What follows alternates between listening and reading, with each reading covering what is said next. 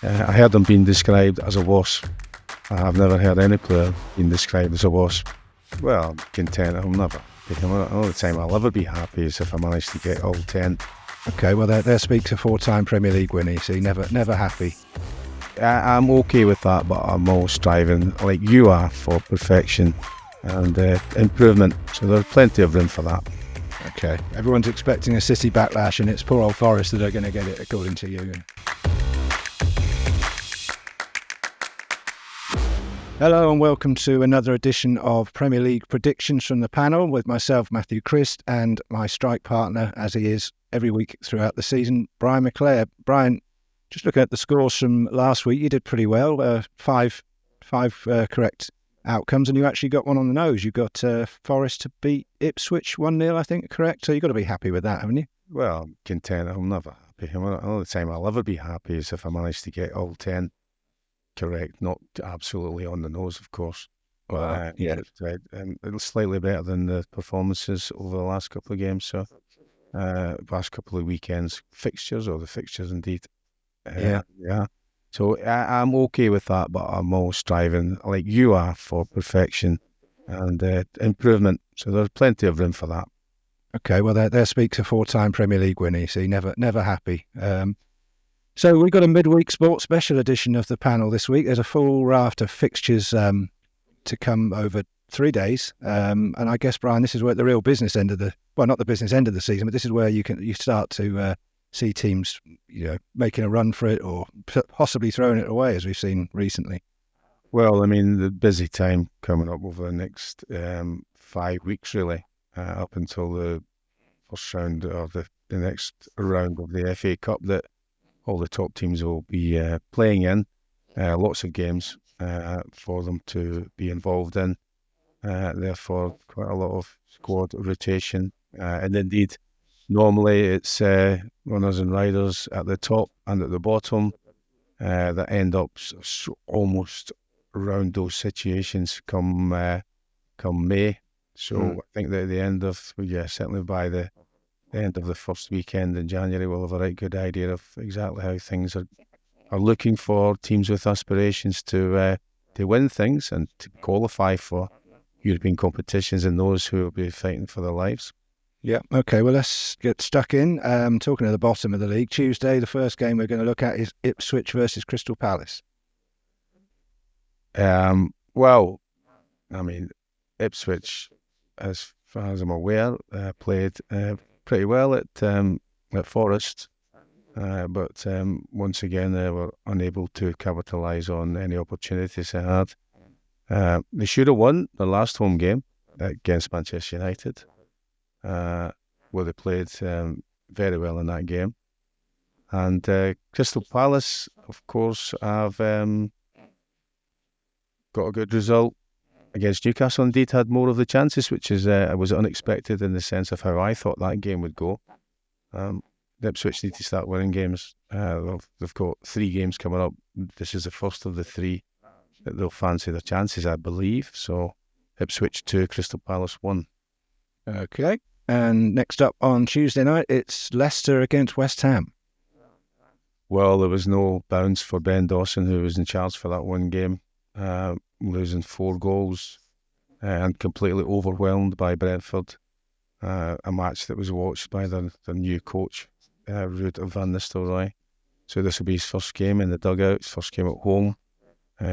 I'm expecting some kind of bounce, but I think that, if you pardon the pun, that the Leicester players were suffering a big hangover from their Christmas event. It was an astonishing first half at West Ham on Saturday night, 7 goals. Incredible. There was no goals at all in the second half. Arsenal really blown out the water earlier on, but then nearly came back into the game. But eventually losing the game 5-2. I think I'm expecting both teams to get something out of this game at Leicester. Leicester 1, West Ham 1. Okay. And we move on to Wednesday, and it's a game, another team struggling. It's your old favourites, Everton at home to Wolves. Everton at home to yeah. I watched Everton yesterday at Old Trafford, and the scoreline doesn't tell the story of the game. Early on, Everton caused United several problems, and if they had been a bit more, have the last kind of pass had been a little bit better, a little bit more care taken with it, they could have left Manchester with a better result. Sean Dyche must have been raging, because for me, all 4 goals that United scored came from errors, and some really bad errors from the Everton defenders. Wolves had plenty of possession in the last game, again losing several goals. There was quite a lot of dissent from the crowd, despite them being winning the previous couple of games. I'm going to go for Everton. Everton 2, Wolves 1. You're sticking with Everton, are you? I mean, they look like they're in. Yeah, they weren't. I mean, there was never 4 goals in the game. As I said, there was really bad errors, and it's not a surprise that a number of Evertonians departed the ground before half time. Okay, well, Evertonians, Brian's still got your back. And talking of teams struggling, we're going to have to say it. It's Man City up next at home to Nottingham Forest. City without a win in 7 in all competitions, I think it is now. Well, Chris Wood got Forest back to winning ways, and he's equalled Brian Roy's long-standing Premier League goal-scoring record with a penalty.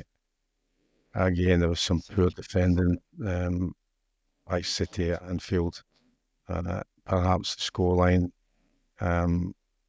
with the late penalty maybe flattered the opportunities that Liverpool had, particularly early on.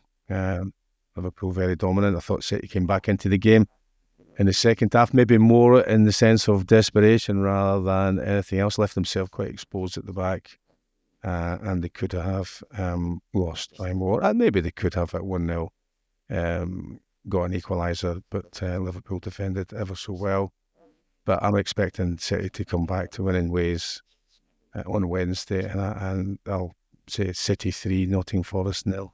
Okay, everyone's expecting a City backlash, and it's poor old Forest that are going to get it, according to you.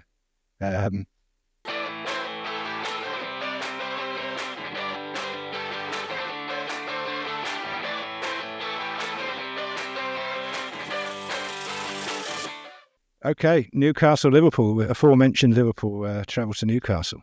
Well, Liverpool are in fine form, aren't they? Slot must be delighted, in particular with his defence.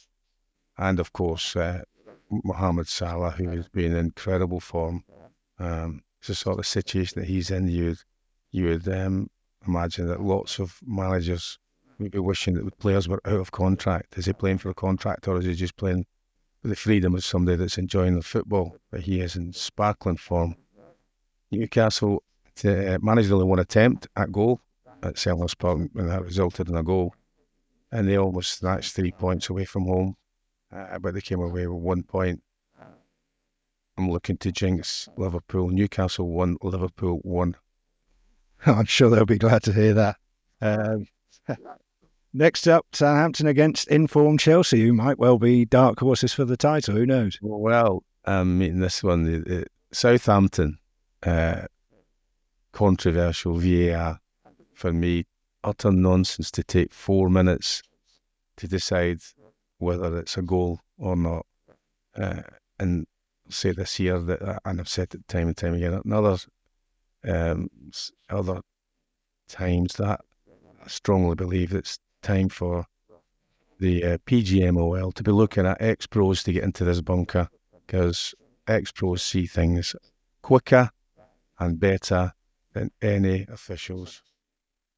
Nicholas Jackson has got 18 goal involvements in his last 21 games, 13 goals and 5 assists. And I'm expecting that to continue. Southampton 0, Chelsea 2. Is that you throwing your hat in the ring for a job at the PGMO? Not particularly me, no, but I think there's plenty of people. I mean, it's just the way that it is. You because you've played football from a very young age, and you see and you watch games, you've watched them live, you played in the games. I think that professional players are more equipped than officials, and that's only because of time served. Okay. And I think that Roy Keane would be spectacular for. I'm sure he'd be delighted to hear that. from you. We'll put it to him maybe sometime. Talking of ex-clubs and Roy Keane, it's Arsenal versus Manchester United on Wednesday night. Well, yeah, I mean, United scored 4 goals against Everton, but for me, that flattered them. Ahmad, who played very well and exploited some of those errors in the Everton defence. I heard him being described as a wasp. I have never heard any player being described as a wasp. I didn't ask exactly what the gentleman was saying about. Don't really know at all, but it's just made me smile despite the fact that it was 4-0, wasn't that?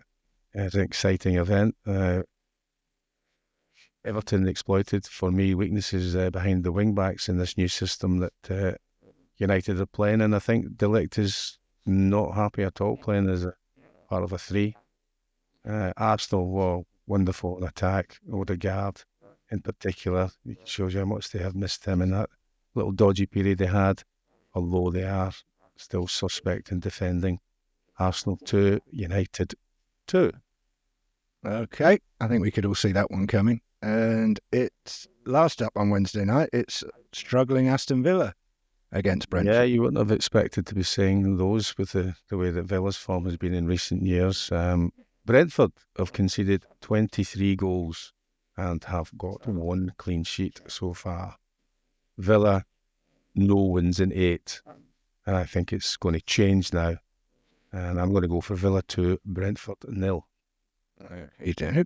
And finally, we come to Thursday's games, couple of games. First one we're looking at is Fulham versus Brighton.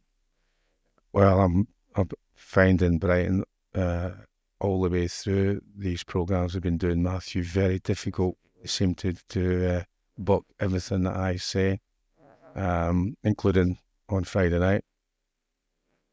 In this fixture last season, Brighton lost this game incredibly after having 71% of the possession. Fulham were the better team, unexpectedly against Spurs, without Andres Pereira, who was dropped after a controversial media article. So it shows that the coach there has information from all over the world that allows him to change and particularly choose teams, and they had the better chances. Although I'm going to go for Brighton. Fulham 1, Brighton 2. Okay, and last but not least, it's Bournemouth versus Tottenham, a very unpredictable Tottenham. You said it's difficult to predict Brighton games, but Tottenham must be worse for you this season. Well, Tottenham are not can't win back-to-back games. They're continuing to frustrate, as you say. They do have a number of injuries, suspensions. There's also the squad rotation. Fraser Foster, an excellent shot stopper, but not as good at passing the ball as Vicario, which is probably causes a bit of a problem in the way that Postecoglou wants to play efficiently out from the back. And, Bournemouth, first hat-trick of penalties in the top flight for 67 years for Clivert. But I'm going to go again for a Spurs win. Bournemouth 1, Spurs 2. Oh, okay, some interesting predictions there, and I will end by saying, as I always do, we shall see. Brian, thanks for joining us. Don't forget to give us your thoughts on Brian's predictions and whether you agree or disagree with what he thinks are coming up for these midweek fixtures. We'll be back just in a couple of days for the weekend edition. We'll see you then. Bye for now.